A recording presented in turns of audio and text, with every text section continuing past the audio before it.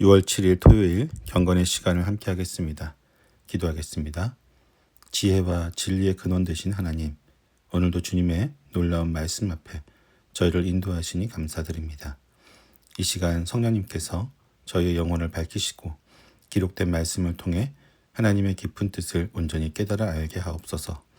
저희의 생각과 경험을 내려놓고 오직 주님의 음성에만 귀 기울이게 하시며 그 말씀이 저희 삶의 모든 영역을 새롭게 하는 능력과 지혜가 되게 하여 주옵소서. 예수 그리스도의 이름으로 기도드립니다. 아멘. 시편 32편 말씀을 보겠습니다. 같이 읽습니다. 복되어라. 거룩한 죄 용서받고 허물을 벗은 그 사람. 주님께서 죄 없는 자로 여겨주시는 그 사람. 마음에 속임수가 없는 그 사람. 그는 복되고 복되다. 내가 입을 다물고 죄를 고백하지 않았을 때에는 온종일 끊임없는 신음으로 내 뼈가 녹아내렸습니다. 주님께서 밤낮 손으로 나를 짓누르셨기에 나의 혀가 여름 가뭄에 풀 마르듯 말라버렸습니다. 셀라. 드디어 나는 내 죄를 주님께 아뢰며 내 잘못을 덮어두지 않고 털어놓았습니다. 내가 주님께 거역한 나의 죄를 고백합니다 하였더니 주님께서는 나의 죄악을 기꺼이 용서하셨습니다. 셀라. 경건한 사람이 고난을 받을 때에 모두 주님께 기도하게 해 주십시오. 고난이 홍수처럼 밀어닥쳐도 그에게는 미치지 못할 것입니다. 주님은 나의 피난처, 나를 재난에서 지켜주실 분. 주님께서 나를 보호하시니 나는 소리 높여 주님의 구원을 노래하렵니다. 셀라. 주님께서 말씀하신다. 내가 가야 할 길을 내가 너에게 지시하고 가르쳐 주마.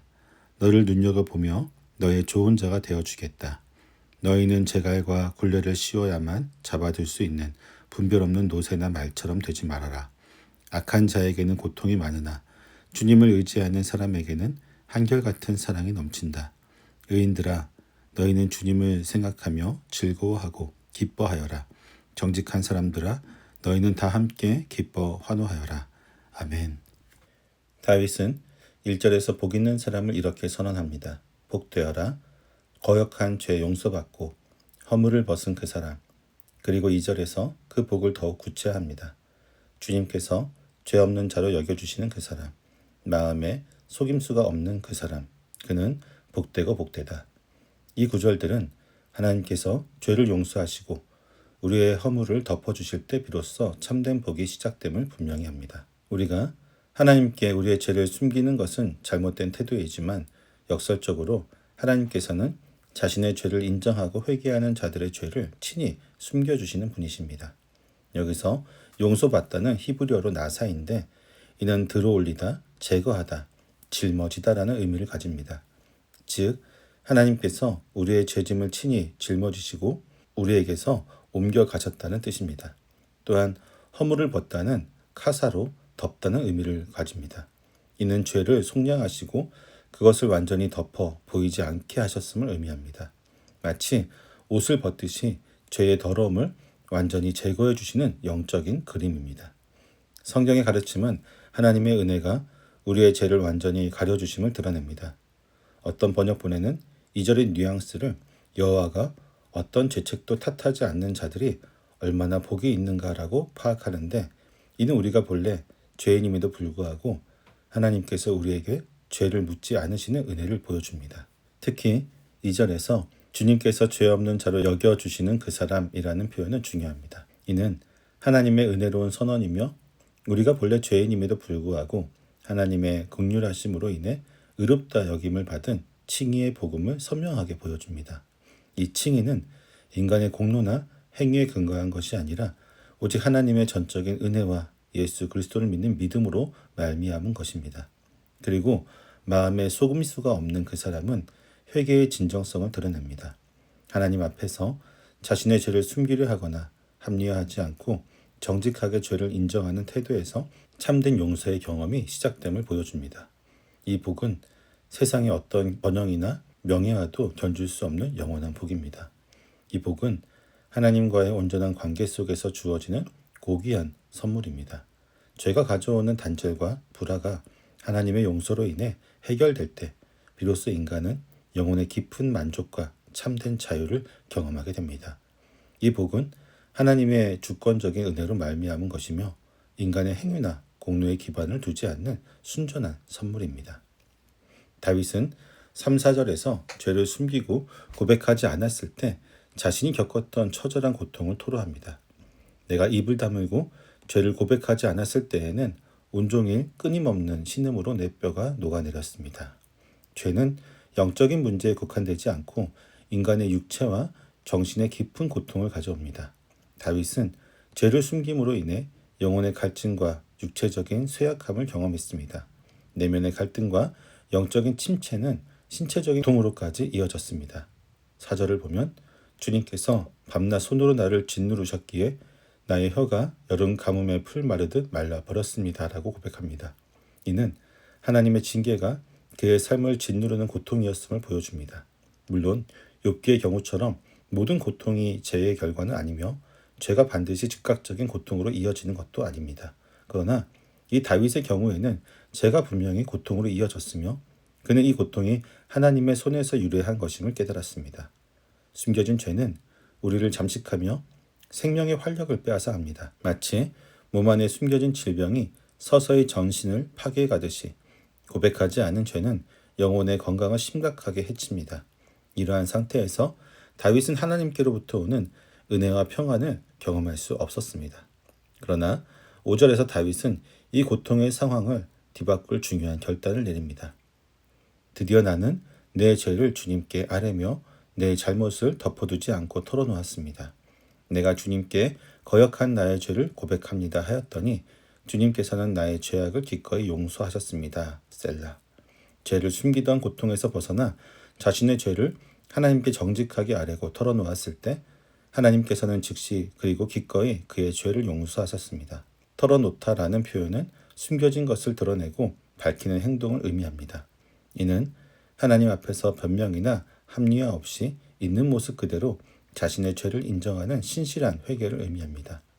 잠언 28장 13절은 자기의 악을 숨기는 자는 형통하지 못하나 죄를 자복하고 버리는 자는 불쌍히 여김을 받으리라고 말합니다. 다윗은 자신의 죄를 덮으려 하지 않았지만 그가 죄를 인정하자 하나님이 그 죄를 덮으셨습니다. 그 순간 다윗의 영혼에 새로운 생명이 찾아왔습니다. 하나님의 용서는 막혔던 관계를 회복시키고 영혼의 평안과 자유를 가져다 줍니다. 참된 회개는 하나님의 용서라는 은혜의 문을 여는 열쇠가 됩니다. 하나님께서는 우리가 겸손히 나아와 죄를 고백할 때 우리의 죄를 기억하지 않으시고 온전히 용서해 주시는 분이심을 다윗의 경험을 통해 분명히 알 수 있습니다. 이 회복의 경험은 영적인 자유와 기쁨을 가져다 줍니다. 하나님께 죄를 고백하고 용서받은 다윗은 이제 그 은혜를 누리는 삶과 공동체를 향한 교훈을 제시합니다. 6절을 보면 경건한 사람이 고난을 받을 때에 모두 주님께 기도하게 해 주십시오. 고난이 홍수처럼 밀어닥쳐도 그에게는 미치지 못할 것입니다. 라고 말합니다. 여기서 경건한 사람은 하시딤으로 언약에 충실한 자, 곧 하나님의 신실한 백성을 의미합니다. 용서받은 사람은 고난 중에도 하나님께 나아가 기도할 수 있는 담대함을 얻습니다. 죄로 인해 막혔던 기도의 문이 다시 열리고 하나님의 보호하심을 확신하며 어떤 고난 속에서도 흔들리지 않는 평안을 누릴 수 있습니다. 이는 용서받은 자에게 주어지는 특별한 은혜입니다. 죄의 장벽이 사라지면서 성도는 하나님과의 직접적인 소통을 통해 위로와 힘을 얻게 됩니다. 고난이 홍수처럼 밀어닥친다는 표현은 고대 근동 신화에서 혼돈을 상징하는 의미로 사용되었던 홍수의 개념을 떠올리게 합니다. 그러나 하나님께서는 그러한 혼돈과 재앙 속에서도 당신의 백성을 지키시고 건져내시는 분이십니다.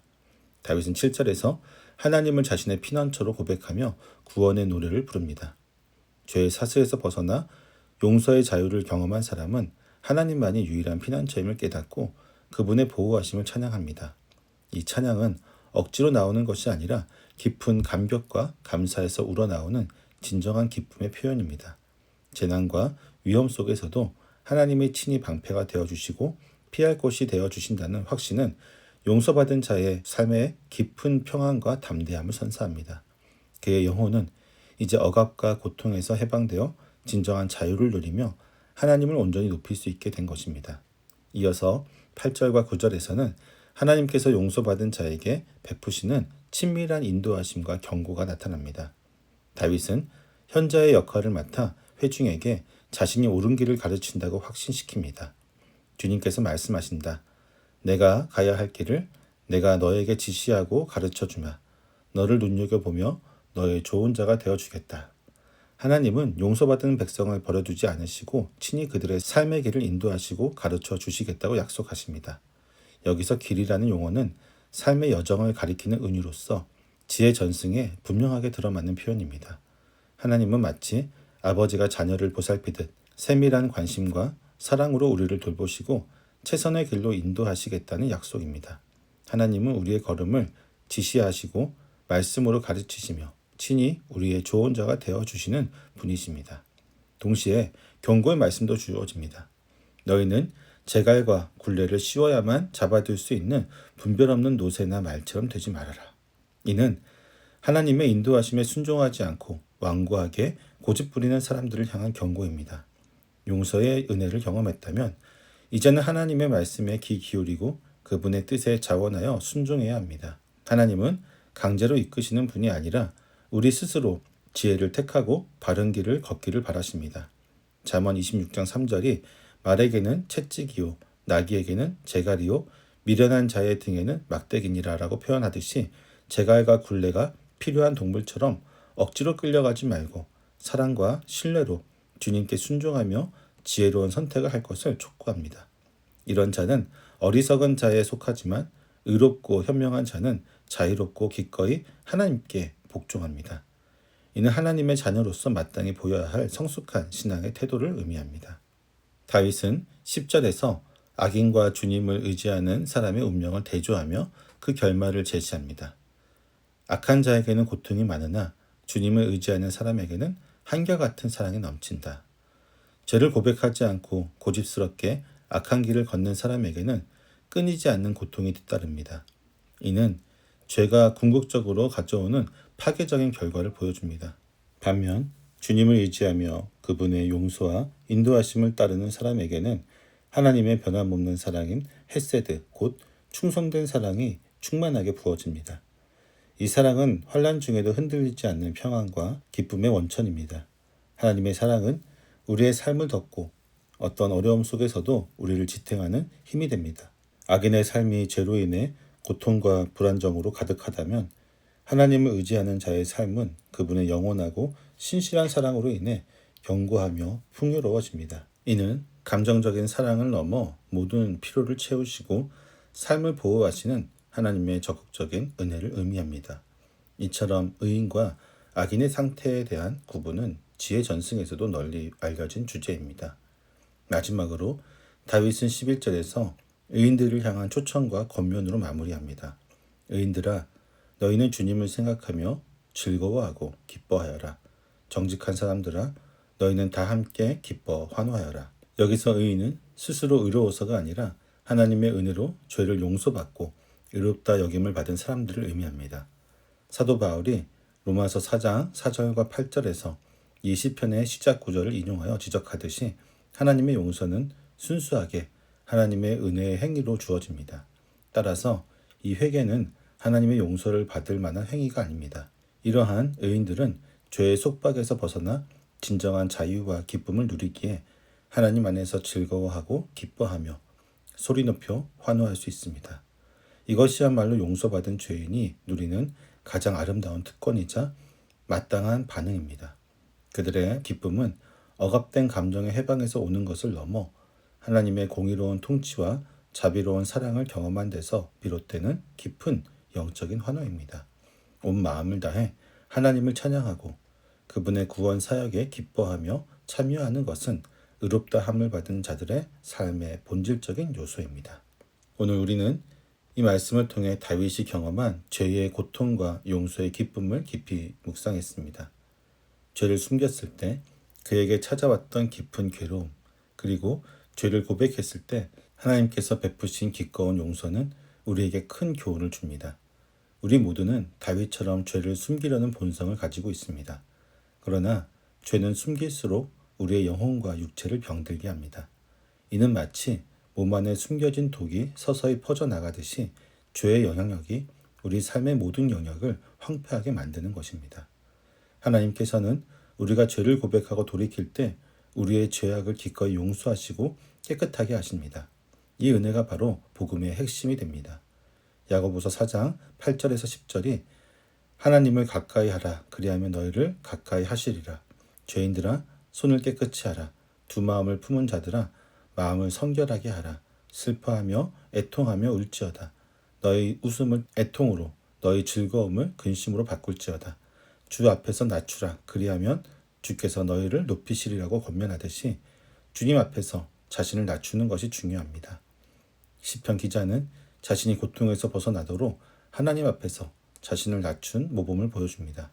우리는 이 용서의 은혜를 통해 하나님과 깨어졌던 관계가 온전히 회복되고 죄로 인한 고통에서 벗어나 참된 자유와 평안을 누리게 됩니다. 이 용서는 과거의 잘못을 지우는 것을 넘어 하나님과의 새로운 관계 속에서 살아갈 수 있는 가능성을 열어줍니다.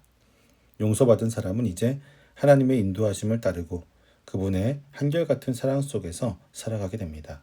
그리고 그 삶은 고난 중에도 하나님을 의지하며 기쁨과 찬양으로 가득 차게 됩니다. 신약 성경은 그리스도와의 관계가 회개로 시작한다고 가르칩니다. 마가복음 1장 15절의 세례 요한의 메시지처럼 하나님의 나라가 가까이 왔으니 회개하고 복음을 믿으라고 말씀합니다. 회개는 단순히 하나님께 돌아오는 것을 넘어 죄를 인정하고 적극적으로 거부하는 것을 포함합니다. 우리 또한 이 복을 누릴 수 있습니다. 우리의 모든 죄를 하나님께 정직하게 아뢰고 예수 그리스도의 보혈로 말미암아 용서의 은혜를 받아들일 때 우리는 참된 복이 있는 사람이 됩니다. 우리의 삶은 더 이상 죄의 그림자 아래 머물지 않고 하나님의 빛 가운데로 나아가게 됩니다. 오늘 하루 우리 안에 숨겨진 죄가 있다면 하나님께 고백하고 그분의 용서하심을 경험하여 평안을 누리는 복된 삶을 살아가기를 소망합니다. 죄 용서의 기쁨을 노래하며 하나님의 인도하심을 따라 의와 거룩의 길을 걸어가는 복된 하루가 되기를 소망합니다. 기도하겠습니다. 죄를 용서하시고 의롭다 하시는 은혜 하나님, 다윗의 고백처럼 죄를 숨겼을 때의 고통과 죄를 고백했을 때 주시는 참된 용서와 회복의 은혜를 깊이 묵상하게 하시니 감사합니다. 저희의 허물을 덮으시고 죄 없다 여겨주시는 하나님의 주권적인 사랑을 찬양합니다. 주님, 저희 안에 숨겨진 죄악과 어리석음을 고백합니다. 때로는 완고한 마음으로 주님 앞에 정직하게 나아가지 못하고 죄의 짐을 스스로 지고 괴로워했던 저희의 모습을 용서하여 주시옵소서. 주님의 징계와 고통 속에서도 주님께로 돌이키지 못했던 저희의 완악함을 긍휼히 여겨 주시옵소서. 주님 앞에서 날마다 정직한 마음으로 죄를 고백하고 회개하며 나아가게 하옵시고 주님께서 친히 저희의 죄악을 짊어지시고 완전히 용서하심으로 주시는 평안과 자유를 충만히 누리게 하여 주옵소서. 용서받은 죄인으로서 주님의 신실한 인도하심에 순종하며 고난 중에도 주님만을 피난처 삼아 기쁨으로 주님을 찬양하는 삶을 살아가게 하여 주옵소서. 저희의 삶을 통해 하나님의 한결같은 사랑과 구원의 기쁨이 충만히 드러나게 하여 주옵소서. 예수님의 이름으로 기도드립니다. 아멘.